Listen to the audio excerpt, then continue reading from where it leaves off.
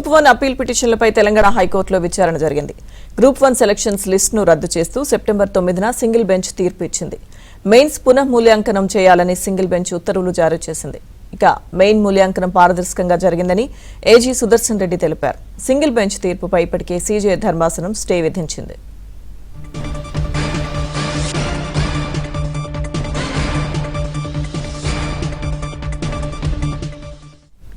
Group 1 appeal పిటిషన్లపై Telangana హైకోర్టులో విచారణ జరిగింది. విచారణకు సంబంధించిన పూర్తి అప్డేట్స్ మా ప్రతినిధి ప్రవీణ్ అందిస్తారు. ప్రవీణ్,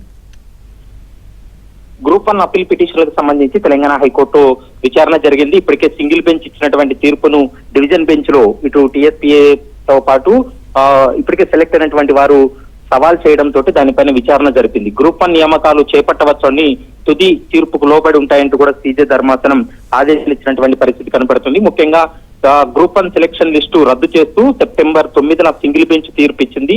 మెయిన్స్ పునఃమూల్యాంకనం చేయాలంటూ కూడా సింగిల్ బెంచ్ ఉత్తర్వులు జారీ చేసింది. అయితే సింగిల్ బెంచ్ ఉత్తర్వులు సవాల్ చేస్తూ టీజీపీఎస్సీతో పాటు పలువురు అప్పీళ్లు వేయడం జరిగింది. ఈ అప్పీళ్ల పైన వారికి ఉన్నటువంటి అభ్యంతరాలు కావచ్చు, వీటన్నిటిపైన పూర్తి స్థాయిలో వాదనలు వినిపించారు. ఇటు ప్రభుత్వం తరపున కూడా వాదనలు వినిపించినటువంటి సమయంలో మెయిన్స్ మూల్యాంకనం అంతా కూడా అంటే వాల్యుయేషన్ అంతా కూడా పారదర్శకంగా జరిగిందంటూ కూడా ఏజీ సుదర్శన్ రెడ్డి వాదనలు కూడా వినిపించడం జరిగింది. దీంతో సింగిల్ బెంచ్ ఇచ్చినటువంటి తీర్పును సీజే ధర్మాసనం గతంలోనే స్టే విధించినటువంటి పరిస్థితి కనపడుతుంది. మరోసారి తాజాగా ఈ రోజు జరిగినటువంటి విచారణలో గ్రూప్ 1 నియామకాలు చేపట్టవచ్చు అంటూ కూడా చేపట్టవచ్చు, కాకపోతే ఇప్పుడు ఇచ్చేటువంటి ఆర్డర్ లో ముఖ్యంగా తుది తీర్పునకు లోబడే ఉండాలనేటువంటి అంశాన్ని షరతు కూడా విధించినటువంటి పరిస్థితి కనపడుతుంది.